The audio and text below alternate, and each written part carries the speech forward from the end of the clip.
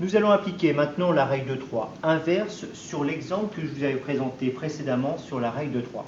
Je vous rappelle qu'on avait deux grandeurs, L comme livre, C comme chanson.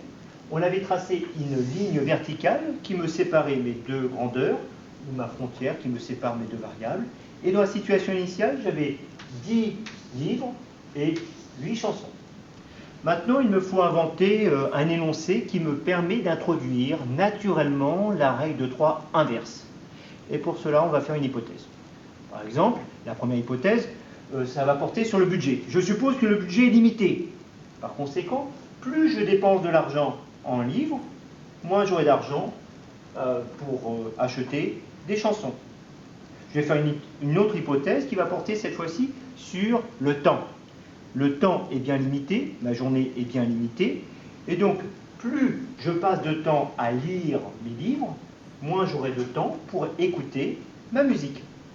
Par conséquent, dans ce cadre, si j'augmente le nombre de livres, si je passe de 10 à 15, donc si je passe plus de temps à lire mes livres, j'aurai moins de temps pour écouter ma musique, donc je recopie la valeur initiale de référence 8, et je multiplie par un nombre plus petit que 1 pour diminuer sur l'autre variable. Je multiplie par 10 sur 15, et avec la calculatrice, ça me donne à peu près 5 chansons.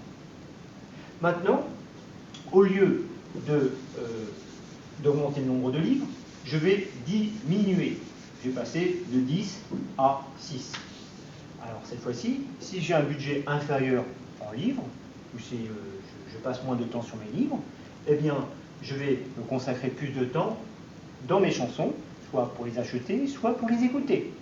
Donc ça va augmenter la valeur de 8 en multipliant par un coefficient plus grand que 1 sur l'autre variable, multiplié par 10 sur 6. Et avec ma calculatrice, j'obtiens une valeur proche de 13 chansons. Autre exemple, maintenant, je vais m'intéresser à la variable chanson. Et si je passe de 8 chansons à 12 chansons, je m'attends à combien de livres?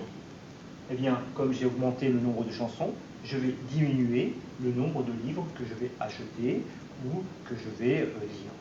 Donc je vais multiplier 10 par un nombre plus petit que 1 sur l'autre variable, multiplié par 8 sur 12, et ça me donne à peu près, avec ma calculatrice, 7 livres à lire ou à acheter.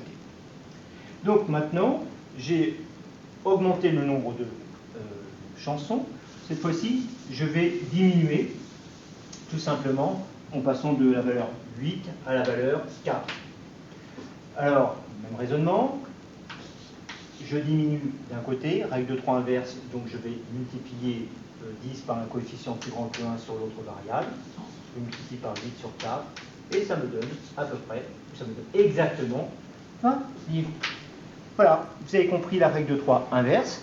Maintenant, je précise les conditions qui me permettent d'utiliser la règle de 3 ou la règle de 3 inverse. Il faut bien lire l'énoncé, bien comprendre le sens de variation de chacune des grandeurs. J'ai deux variables, la première, la deuxième. Si la première augmente et la deuxième augmente, c'est la règle de 3.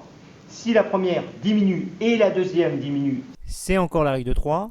Si la première augmente et la deuxième diminue, c'est la règle de 3 inverse. Si la première diminue et la deuxième augmente, c'est encore la règle de 3 inverse. Voilà, j'espère que vous avez bien compris la règle de 3 et la règle de 3 inverse.